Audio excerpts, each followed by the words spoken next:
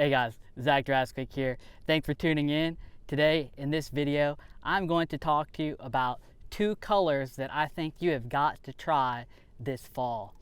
In my previous video, I mentioned that plastics is really a last resort when you're fishing in the fall. You want to cover as much water as possible. But when it's sunny, it's flat, conditions are tough, sometimes you have to turn to plastics. And in those situations, I talked about swimming a worm. Now, there's something about the fall. I don't know if it's the cooling temperatures, the decreasing sunlight that causes some kind of algae to come in the water, or the turnover process. But the lake water, I find, gets this weird tinge to it that you don't see other times of the year. And in that time period, I find two colors outperform all others. Now, normally I'm not a big color guy. I am confident if you put me on some variation of green pumpkin, whether it's watermelon seed to tilapia. You know, if it's green pumpkinish, I'm okay with it, or June bug. You know, I can throw a variety of colors with confidence most of the time of the year. But there is something about the fall that makes these two colors shine. I think it's that weird tinge that you get in the fall. And number one is going to be Redbug. You can see in my my videos that I'm posting as I'm talking, I'm catching fish on this Redbug Ultra Vibe, and it is not a coincidence. Year after year after year that I've fished here, I've found that when it comes to the late summer, early fall, that Redbug will outperform all the others. So if you haven't picked up any Redbug speedworms, give it a try. They will put some fish in your boat. Now, the Ultra Vibe is a good bait year round in the grass, but in the fall time, that Redbug just seems to shine. And that's the color I really like to use if we have a little bit of sun, that sparkle. I think that red just pops in the water, and fish cannot resist it. Now, the other color that I found works really well is Chartreuse. Now, this is the Z-Man Big PRD in the Hot Snakes color. That Hot Snakes is hot this time of the year. That, again, it's kind of like this glowing, sparkly green, and that color really pops in this weird, dingy water, and you'll catch a lot of fish. Now, you can't get these exact colors in every brand of plastic, so in that case, I'm going to be using some Chartreuse dip and dye. Now, you can't, looking at my fingers here, you can see I'll speak of the truth. I am adding some of that Chartreuse dip and dye to all the plastics. If I can't get it in that whatever I'm using in that Hot Snakes or Redbug, what I'll do is add some Chartreuse.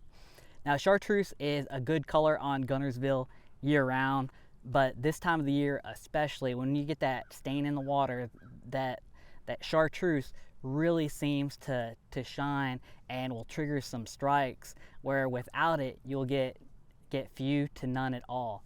So when you're out there on the water on those days where you have to slow down, drag some plastics, throw you some Redbug or that Hot Snakes color, and if all else fails, just use some dip and dye, and you'll find you're putting more fish in your boat. Now, the Ultra Vibe is my favorite for covering these shallow grass, scattered grassy areas and shell beds that these fish get in this time of the year. And to my rig that I use is just a 1/4 ounce worm weight unpegged, and I'll put a 4/0 offset worm hook on there. Now, this is the Ryugi double edge.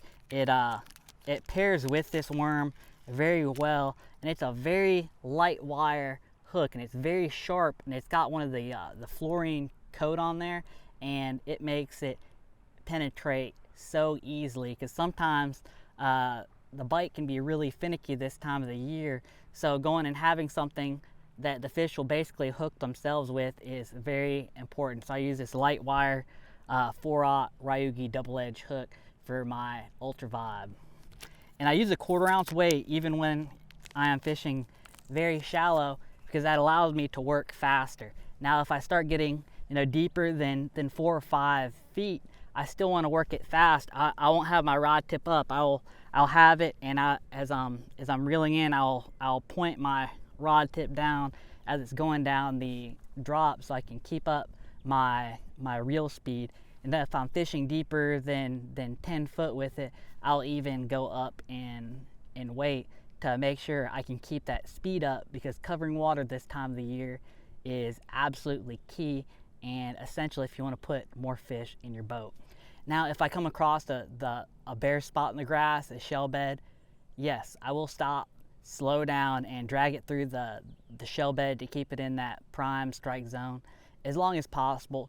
But if I'm not in one of those prime locations, I'm just going to keep reeling it in and bouncing it along the bottom, making sure I'm ticking the tops of the grass. If I lose contact, then I'll go ahead, stop it, and until it hits the bottom. Now, you may think that you can only swim a worm if it's got a paddle tail like the Ultra Vibe I like, or some kind of curly tail. But believe it or not, I catch fish doing this same retrieve when I'm pulling a Ned rig or a soft stick bait. I will still swim it along the bottom and fish hit it. You know, even if it's lacking that action with the tail, the fish just can't help themselves, and that's being pulled by them. If they're in a feeding mood, they are going to thump it.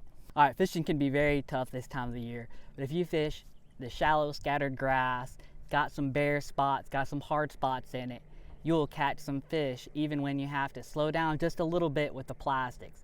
But keep in mind, use something that pops in this dingy water, like this Redbug or this hot snakes, and you will put more fish in your boat.